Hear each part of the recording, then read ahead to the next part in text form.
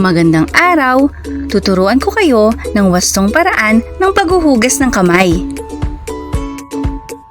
Bakit nga ba kailangang maghugas ng kamay? Ang wastong paghuhugas ng kamay ay mabisang paraan upang makaiwas sa mga sakit. Ito ay makatutulong sa pagpigil ng pagkalat ng virus na nagdudulot ng sakit. Una, basain ng tubig ang mga kamay at sabunin.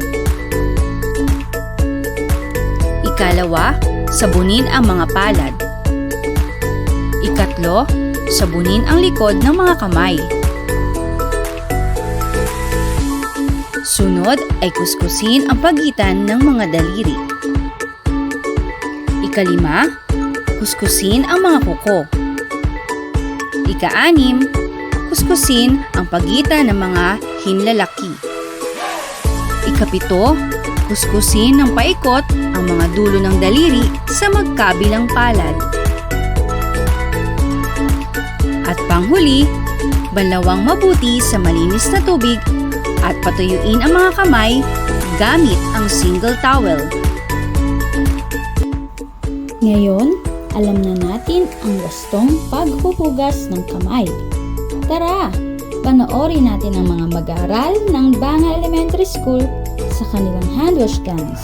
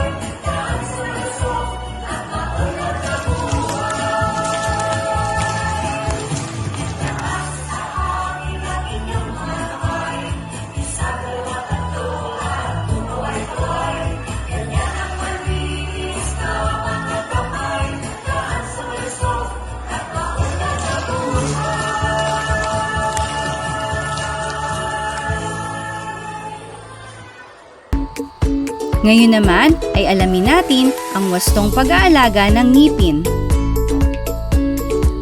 Una, ugaliin ang pag-iwas sa matatamis na pagkain at inumin. Ito ay nakakasira ng ating ngipin. Ikalawa, uminom ng 8 hanggang 10 baso ng tubig araw-araw. Mabuti ito sa ating kalusugan at nahuhugasan din ang ating mga ngipin kapag tayo ay umiinom.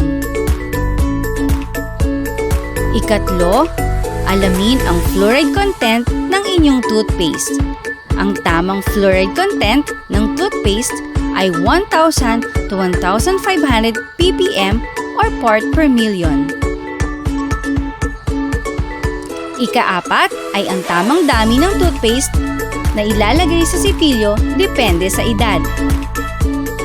Narito naman ang wastong paraan ng pagsisipilyo ng ngipin. Una, sipilyuhin ang harap ng ngipin gamit ang toothbrush. Ianggulo ng 45 degrees ang sipilyo, pababa, pataas, at paikot-ikot. Ikalawa, sipilyuhin ang gilid sa pagitan ng ngipin at pisngi.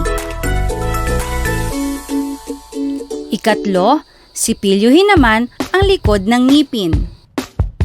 Ika-4, sipilyuhin ang likod ng ngipin sa harap. Ika-5, linisin naman ang ibabaw ng ngipin na ginagamit sa pagnguya. At ang panghuli ay huwag kalimutang linisin ang dila. Ang pagsisipilyo ay dapat tumagal ng higit pa sa 2 minuto. At tandaan, hindi na kailangan pang magmumog pagkatapos magsipilyo upang manatili ang fluoride sa ating mga ngipin. At syempre, ugaliin ang pagbisita sa ating mga dentista tuwing ika-6 na buwan o mas higit pa.